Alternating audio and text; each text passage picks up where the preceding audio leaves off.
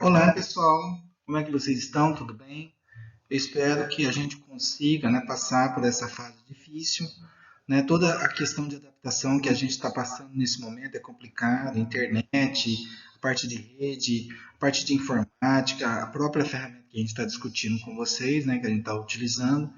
Mas eu tenho certeza que nas próximas semanas a gente vai conseguir se adaptar legal em relação a todas as ferramentas e a gente vai conseguir passar por essa, tá ok? O Christian, ele trouxe uma outra proposta em relação ao curso que a gente vai desenvolver. Eu analisei o vídeo passado e ele estava muito extenso. Então, o que, que o Christian fez? Peguei aquela apresentação no PowerPoint e dividi em três partes. Parte um, parte 2 e parte 3. Então, eu tenho aula um, parte um, aula um, parte 2, aula um, parte 3. Tá ok? E a gente vai fazer o seguinte: na parte um, a gente vai caracterizar os conceitos básicos de cinemática. Na parte 2, o conceito de espaço, deslocamento e espaço percorrido. E na parte 3, a gente vai vir com os conceitos de velocidade e aceleração. Tá ok? Então são vídeos curtos, fáceis de você ter acesso e que eu tenho certeza que vai ficar mais tranquilo da gente poder estudar os conceitos relacionados à física, tá bom? Então, a gente vai, nesse primeiro momento, caracterizar os conceitos básicos de cinemática, lembrando a vocês que a mecânica ela é dividida em três partes: cinemática, dinâmica e estática. A cinemática ela não se preocupa com a causa, o que favoreceu, né, o que provocou aquele movimento. Ela se preocupa somente com as propriedades e características do movimento. Em relação às causas do que provocou o movimento, ou, né, inibiu o movimento, ou deixou de acontecer o movimento, aí a dinâmica está relacionada às leis de Newton. A estática está se preocupada com os objetos em repouso e as características desse repouso. A falta de movimento, a engenharia civil é a característica básica, né, o elemento básico que mostra né, o conceito relacionado à estática, tá ok? Então, a partir de agora, a gente vai ver a parte um. A parte um está relacionada aos conceitos básicos de cinemática, tá bom? E nesse primeiro momento, eu coloco uma figura para vocês. E que se eu quero discutir movimento ou a falta dele, é melhor do que pegar uma figura que lembra movimento, mas ela está parada. É estática. Eu tenho uma foto de uma figura, né, de um jovem, de um rapaz, ou de uma, né, enfim, ou de várias pessoas, né, envolvidas nessa figura, só que a figura ela está em repouso. Ela me dá a sensação de movimento, mas no primeiro momento a figura está estática.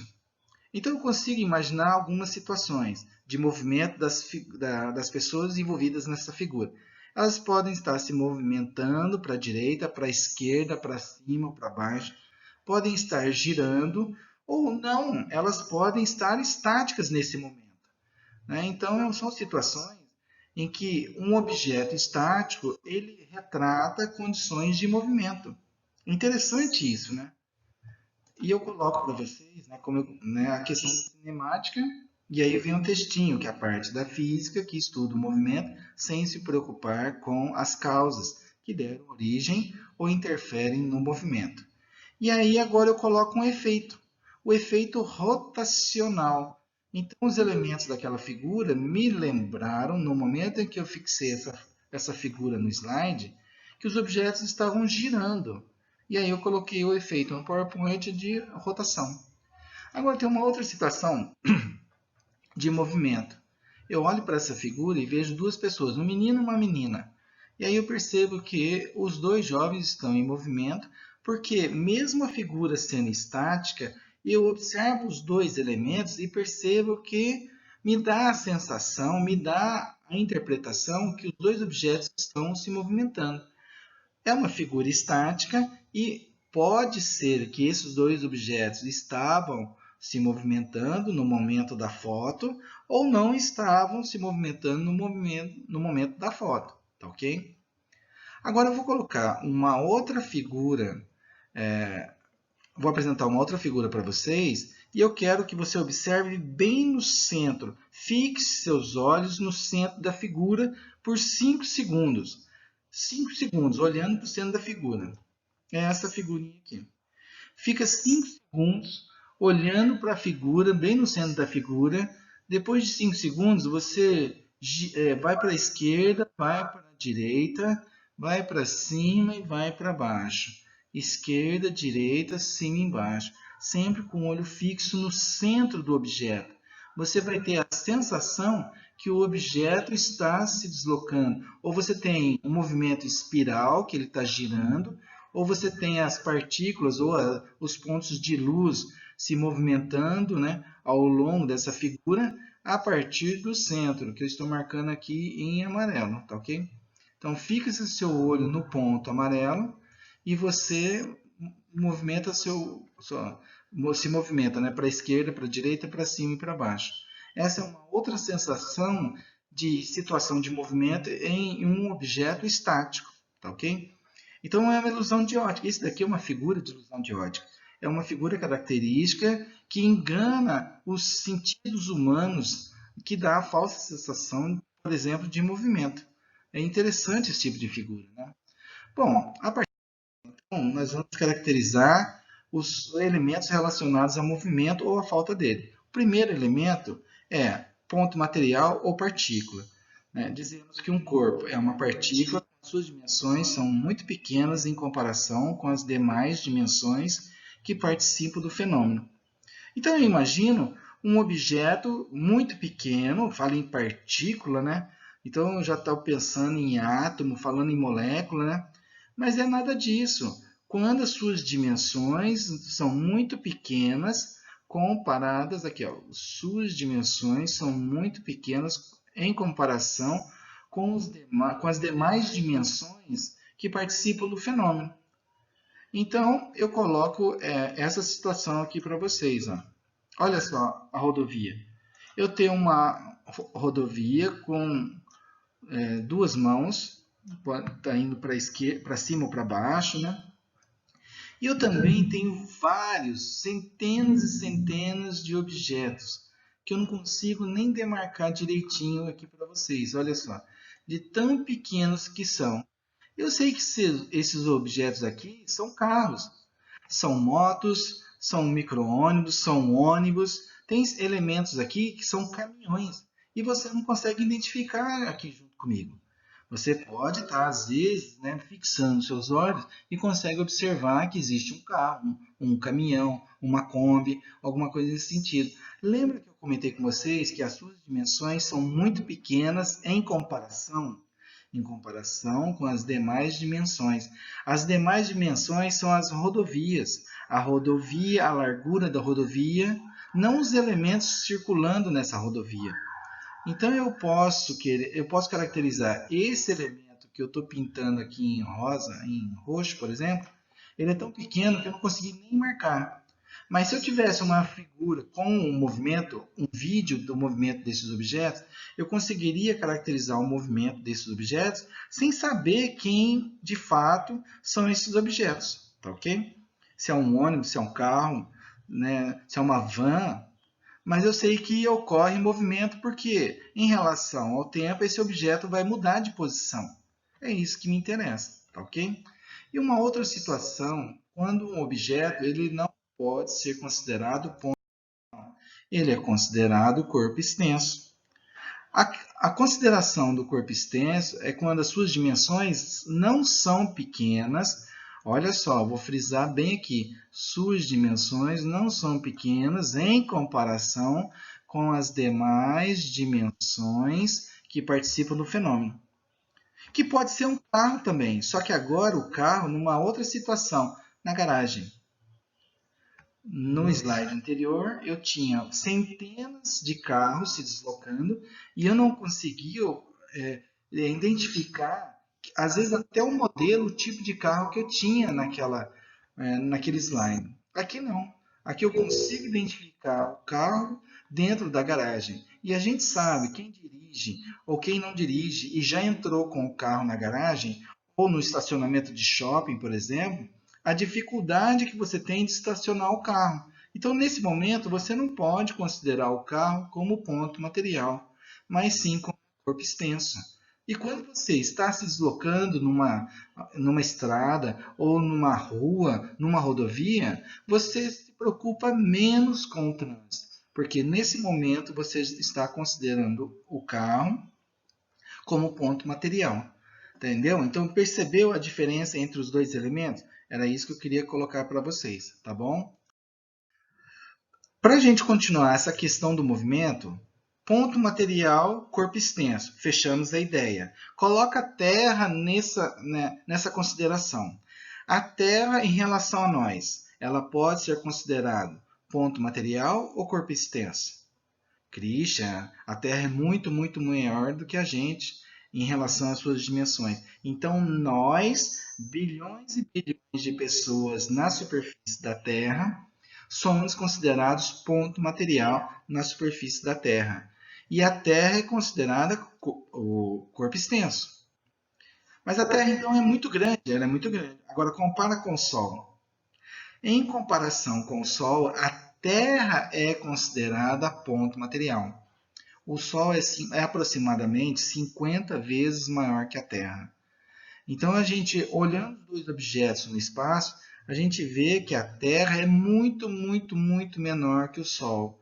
Então, nesse sistema de referência, o Sol é considerado o corpo extenso e a Terra é considerada ponto material. Agora, se você considerar o sistema solar, se você considerar a Via Láctea, que é o ponto onde o nosso sistema solar está localizado, você vai ver que a Terra, o Sol e o sistema solar pode ser considerado ponto material, pelo tamanho do sistema solar em relação a toda a galáxia que a gente se encontra, tá ok? E eu quero colocar essa condição para vocês. Eu tenho vários elementos nessa figura. Prestem atenção em vários elementos dessa figura. É uma figura estática e você tem que tomar cuidado nos elementos que você acha que está em movimento, nos elementos que você acha que estão em repouso. Os elementos que eu acho que estão em movimento é o ônibus, são as pessoas dentro do ônibus, porque eu vejo até a fumacinha saindo aqui na parte de trás do ônibus. Então eu vejo a fumacinha. Então, numa figura estática, ela me dá a sensação de que aquele objeto está em repouso. E aí o observador aqui fora do ônibus, sentado aqui num barranco, ele está em repouso. Mas isso analisando superficialmente a figura que nós temos. Agora eu vou colocar a situação que me interessa. Eu quero que você analise o ônibus e os passageiros que estão no ônibus, junto com o motorista. Esquece os elementos externos. Então, eu quero que você analise o ônibus com um sistema de referência e os passageiros no seu interior. Em relação ao ônibus, os passageiros estão em repouso ou em movimento? Em relação ao ônibus, os passageiros estão em repouso. Eles estão sentados e a distância, a sua posição em relação ao ônibus não é alterada em relação ao tempo. Então você tem uma situação de repouso dos passageiros dentro do ônibus. Confere? Ok? Ok, Christian. Então agora o que a gente vai fazer? Novamente, eu vou caracterizar a outra situação. A outra situação agora é o ônibus com seus passageiros no interior, olhando a pessoa, né, o observador do lado de fora do ônibus. Qual é a sensação? O que eles estão vendo a partir de agora? Se as pessoas dentro do ônibus estão em repouso e eles conseguem observar, olhando pela janela, que o o observador externo está se aproximando deles, eles vão ter a impressão que quem está em movimento é a paisagem. A paisagem. Então, eles vão ter a sensação que o objeto, ou o corpo, né, ou a pessoa que está do lado de fora do ônibus, ela está se aproximando deles, porque eles estão em repouso relativo em relação ao ônibus. Percebe a noção que eu quero colocar para vocês? Discutir essa sensação, essa percepção, né, de realidade relativa. Eu tenho a realidade relativa dos passageiros dentro do ônibus em relação ao ônibus, dos passageiros dentro do ônibus em relação ao elemento externo, e também agora nós vamos ter a observação do elemento externo em relação aos passageiros, tá ok? Então agora eu vou considerar como referência o observador. Então meu referencial está no observador. E aí ele observa que o ônibus ele começa a se aproximar dele. Então significa que o objeto ele vem de uma certa distância e ele vem na direção do observador. Não só o ônibus, como as pessoas que estão dentro desse ônibus. Tá ok? Então é essa a colocação que eu queria, né, discutir com vocês. Você vê, uma única figura, 3 possibilidades de discussão. Movimento é quando a posição entre o corpo e o referencial varia com o tempo. Note que o passageiro no interior do ônibus está em movimento em relação ao observador fixo na Terra, porque sua posição muda no decorrer do tempo. Entenderam? E a questão de repouso, mesma situação. Eu tenho o ônibus, os passageiros e o observador no exterior do ônibus. Desculpa. Repouso é quando a posição entre o corpo e o referencial não varia no decorrer do tempo. Isso significa que eu posso considerar em repouso tanto o observador fora, sentadinho num referencial fora do ônibus, como também as pessoas sentadas dentro do ônibus. Em relação ao ônibus, essas pessoas estão em repouso, junto com o motorista. Não podemos esquecer do motorista. E agora, em relação à Terra, a pessoa fora da Terra sentada também está em repouso. Agora, em relação ao chão, não em relação ao ônibus, mas em relação ao chão.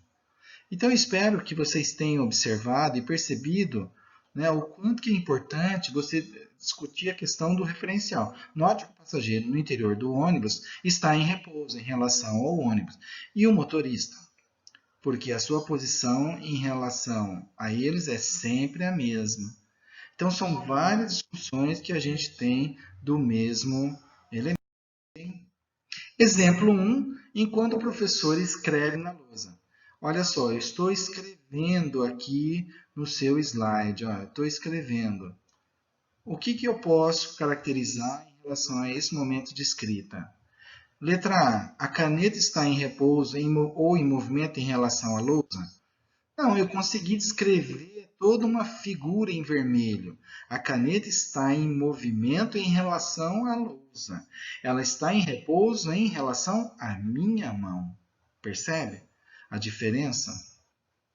Quando o professor está escrevendo, a caneta muda de posição em relação à lousa, estando, portanto, em movimento em relação a ela. Tá ok? Então, é essa situação que a gente... Se eu considero a lousa em repouso, a caneta está em movimento. Se eu considero a minha mão e a caneta está em repouso em relação à minha mão. E a lousa é que está em movimento. Olha só a questão de referencial. Como é importante essa questão da discussão do referencial. Exemplo 2. Letra B. Na letra B, a lousa está em repouso ou em movimento. A lousa está em repouso ou em movimento em relação ao chão. Se a distância relativa entre os dois objetos não muda, o que você pode me dizer em relação a essa questão? A lousa não muda de posição em relação ao chão, estando, portanto, em repouso em relação a ele. Ok? Entenderam a questão do conceito de movimento e questão de repouso? A letra C agora. Na letra C, ele fala que a lousa está em repouso ou em movimento, repouso ou em movimento, em relação à caneta. E agora, hein? O que você pode me dizer? A caneta, a lousa está em repouso ou em movimento em relação à caneta? Se você considera a caneta, que agora o referencial é a caneta, e a minha mão está segurando a caneta está em repouso em relação à minha mão. Então, isso significa que a lousa está em movimento. Olha só que coisa interessante, né? Eu estou brincando com vocês com essa questão do referencial, né? Os conceitos de movimento e de repouso são simétricos, isto é, se um corpo está em movimento ou em repouso em relação a outro, está também em movimento ou em repouso em relação ao primeiro. Você vê, são elementos simétricos. São conceitos, considerações simétricas. Assim, a lousa está em movimento em relação à caneta. De fato, se houver um inseto pousado na caneta, por exemplo, o inseto verá a lousa passando por ele. Foi o que eu disse para você. Se a minha mão e a caneta elas estão em repouso relativo entre si, significa que agora quem está em movimento, se a caneta e minha mão estão em repouso, quer dizer que a lousa está em movimento, tá ok? Agora nós vamos discutir, já que percebemos essa questão de repouso e movimento, o que vem a ser a trajetória. E aqui eu te dou um exemplo de um esquiador, né, na neve, se deslocando, né? Outro, o avião, a esquadrilha da fumaça, né, soltando a fumaça quando desenvolve o seu movimento, né? E a outra situação é, é sempre uma situação oposta, né, que a gente viu no esqui. O extremo frio e agora o extremo quente, quando a pessoa está se deslocando no deserto. Cada ponto que você está vendo aqui no deserto caracteriza a trajetória daquela pessoa. Então, cada ponto começa a delinear a trajetória dessa pessoa. No esqui é a mesma coisa. A pessoa ela começa a fazer zigue-zagues e ela começa a descrever a sua trajetória ao longo do movimento desse objeto. No caso do avião é a mesma coisa. Eu consigo identificar a trajetória do avião, nesse caso, quando eu verifico o efeito que a gente observa na fumaça, ok? Então, o conceito de trajetória de um corpo é definido como o lugar geométrico das sucessivas posições ocupadas pelo corpo no decorrer do tempo. E aí eu coloco para vocês, né, aqui na esquerda, eu tenho um atleta, né, um ginasta, que ele está fazendo, né, um determinado salto. Se eu considero o movimento do corpo, né, do corpo do atleta como um todo, eu observo nas figuras subsequentes que o movimento desse atleta é um movimento rotacional, é um movimento girante. Esse atleta ele está no movimento rotacional, um movimento de rotação. Então, esse é o primeiro ponto. Mas tem uma segunda consideração que você pode analisar. A segunda consideração que você pode analisar está relacionada ao centro de massa, o centro gravitacional do corpo da pessoa, que ele caracteriza nesse ponto do corpo. Cada pessoa tem um centro de gravidade. E quando você analisa o centro de gravidade da pessoa, ele não gira, ele não roda, ele está se movimentando no sentido de uma trajetória parabólica. Olha só a trajetória que está sendo descrita aqui nesse movimento. Então, dependendo do elemento considerado, agora entra o conceito de referencial. Em relação aqui, cuidado na hora de vocês me derem as respostas a partir de agora. Depende. Qual é a trajetória descrita por esse atleta? Se você está considerando o corpo extenso do atleta, então ele tem um salto em giros em que você observa o movimento rotacional do corpo. Se você está usando como referência agora o centro de massa do corpo do atleta, que eu demarquei em azul, você vai ver que a trajetória aqui é parabólica. Você vê a situação, como ela pode ser diferente em cada situação analisada? Resumindo, é o caminho percorrido pelo corpo em seu movimento em relação a um dado referencial. Por favor, em um dado referencial. Ok? Bom, Aqui eu tenho uma outra situação. A trajetória discutida aqui, ela está relacionada a um avião. Eu tenho um avião que está se deslocando nessa direção e sentido, só que esse avião, ele é um cargueiro, ele solta uma bomba. E a bomba, ela está sendo solta nesse ponto aqui, ó, bem próximo do observador, bem próximo do observador quando ocorre o lançamento da bomba.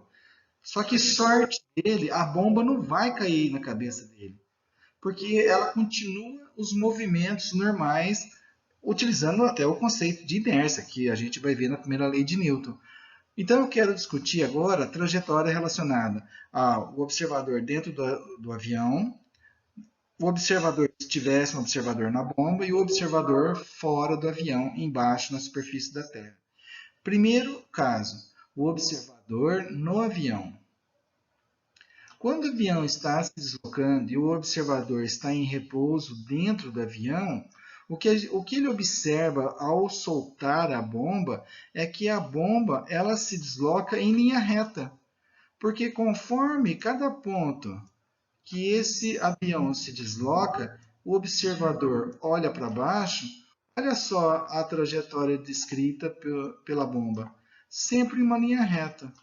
Eu sei que o meu desenho não está em linha reta, porque é a condição motora do Christian, mas sempre em linha reta, até chegar a um ponto em que a bomba atinge o solo. Então, o observador, dentro do avião, ele verifica que a bomba se deslocou em linha reta. Para o observador fora do avião, para quem está aqui embaixo na Terra, fora do avião, ele observa que a bomba ela está descendo, mas no movimento relativo parabólico. Olha só que coisa interessante. A trajetória descrita por esse objeto é uma parábola. Então você tem duas situações: o observador no avião e o observador fora do avião no chão. E eu coloquei para vocês do observador na bomba. E agora, se eu tivesse um observador na bomba, o que você poderia me falar se eu tivesse um observador na bomba?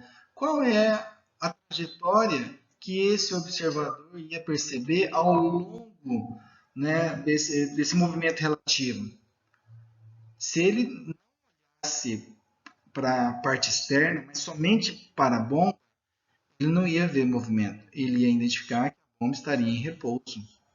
É lógico que se ele olhar para fora, é como se você estivesse dentro de um ônibus, ok? Dentro de um carro. Você vai ver a paisagem passando. Mas se esse observador na bomba ele não tivesse analisando, né, a paisagem, ele não ia ter a sensação de movimento nesse estado relativo, tá ok? Para o referencial, um observador no solo terrestre, a trajetória da bomba sempre será um arco de hipérbole. Ele coloca hipérbole, mas pode ser parabólico também, tá bom? Então, uma tarefinha para vocês em relação ao arco de hipérbole. Procure na internet para mim hipérbole, que pode ser considerada como um representante de trajetória, como uma parábola, tá bom? Então, faça esse favor para mim. Aqui eu tenho uma outra situação relacionada à trajetória que eu coloco para você. Nessa situação, temos um objeto preso ao teto de um vagão de trem, né, que se desloca com velocidade constante. Depois de algum tempo, o objeto é solto. Discuta as possibilidades de trajetória desse objeto. O objeto é esse daqui. Ó. Qual é a possibilidade de movimento de trajetória desse objeto? Para quem está observando esse objeto dentro do vagão e para quem está observando esse objeto fora do vagão. Para quem está dentro do vagão, que tipo de trajetória ele vai observar? E para quem está fora do vagão, que tipo de trajetória ele vai observar? E eu vou colocar aqui para vocês a simulação. A simulação que representa, primeiro, a letra A em relação ao observador dentro do vagão. E a letra B em relação a um observador localizado, a um referencial fixo em uma estação ao lado de fora do vagão, tá ok? Então, são duas situações que você tem que observar aqui comigo. E aí você vê claramente o que acontece. Para quem está dentro do vagão, ele vê a trajetória no movimento retilíneo para baixo. É lógico que a mão do Christian não desenhou as retas retilíneas aqui. Mas para o observador fora do vagão, ele observa esse tipo de trajetória, que pode ser a hipérbole ou pode ser uma parábola, tá ok? Então você preste atenção, por favor, na questão do referencial. Quando que você analisa uma situação do referencial dentro do sistema ou fora do sistema, tá ok? Bom, a partir do momento que a gente caracterizou esses elementos relacionados a movimento, a deslocamento, a repouso, ponto material, corpo extenso, trajetória, eu preciso discutir a questão do tempo. Como que o tempo está envolvido nesse processo? Você mede em relação ao tempo. Então, você vai estudar um fenômeno relacionado à física sempre associado com o tempo. Um relógio, um cronômetro. Então, o instante inicial, a origem dos tempos. Esse instante inicial pode ser o zero quando você liga o cronômetro. Mas ele não precisa ser zero. Se você está usando o relógio do celular e você está marcando 10 horas da manhã, 10 horas da manhã é o seu instante inicial, é o tempo inicial. A partir daí, o tempo continua passando. Então, 10 horas, tempo inicial. 11 horas, tempo final. Quanto tempo, né, de intervalo nós temos nesse período, de 10 a 11 horas? Você sabe qual é a resposta? 1 hora, não é isso mesmo? Então, ele caracteriza para nós o nosso sistema de referência, tempo inicial 0 segundos, 10 segundos, 20 segundos. Tudo que é depois do 0 segundos é tempo final. Se você considera o primeiro intervalo de 0 a 10 segundos, o 10 segundos é tempo final. Se você considera o intervalo de 0 segundos a 20 segundos, o intervalo agora é tempo inicial 0 segundos, tempo final 20 segundos. Você entendeu? Que é a questão de referencial em relação ao movimento ou em relação à questão do tempo que a gente está discutindo com vocês. Isso é muito importante, hein, pessoal? No primeiro intervalo, 10 segundos. No segundo intervalo, quando eu considero de 0 a 20 segundos, 20 segundos. Então, aqui você tem várias situações também relacionadas ao tempo. Então, você tem que tomar muito cuidado na hora que você estiver caracterizando os elementos de movimento ou a falta dele, tá ok? Vou colocar um exemplo aqui, ilustrativo para você. A duração definida por 2 instantes de tempo é chamada de intervalo de tempo. Eu tenho o tempo final e eu tenho o tempo final. Ah, Christian, esse cara eu já conheço. Esse cara é o delta, variação do tempo, que eu consigo calcular com os valores de tempo final e tempo inicial. Perfeito? Então, variação do tempo ou intervalo de tempo. Como é que eu calculo isso? Calculando a variação do tempo através do delta. E toda vez que você tiver um delta na sua frente, é sempre alguma coisa final menos uma coisa inicial. Tá ok? Então, não se preocupe na questão de quem é o tempo final, quem é o tempo inicial. Você tem que ver aonde começou a análise do processo e aonde terminou a análise do processo. Tá ok? De novo, o meu sistema de referência, 0, 10 e 20 segundos. No primeiro intervalo, o tempo final é 20 segundos. Nessa primeira análise, o tempo final é 20 segundos e o tempo inicial é igual a 0 segundos. E aí ele vai fazer o cálculo para mim.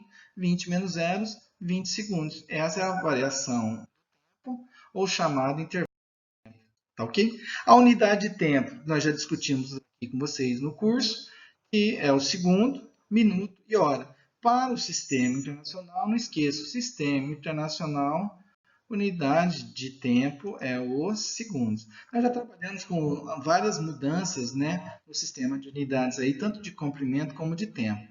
No sistema de conversão de unidades, as principais eu coloco aqui para você. 1 hora tem 60, equivale, volta lá. 1 hora equivale a 60 minutos. Não é igual. 1 hora é igual a 1 hora. 60 minutos é igual a 60 minutos. Então, 1 hora equivale a 60 minutos. 1 minuto equivale a 60 segundos. E 1 hora equivale a 3.600 segundos. Tá ok, pessoal? Então, um abraço para vocês. É um vídeo curtinho, né, de meia hora aí. E eu acho que foi bem produtivo para você colocar os conhecimentos em dia aí, tá bom? Então, no Sistema Internacional, a unidade de medida é o segundo. Muito obrigado, valeu, até o próximo.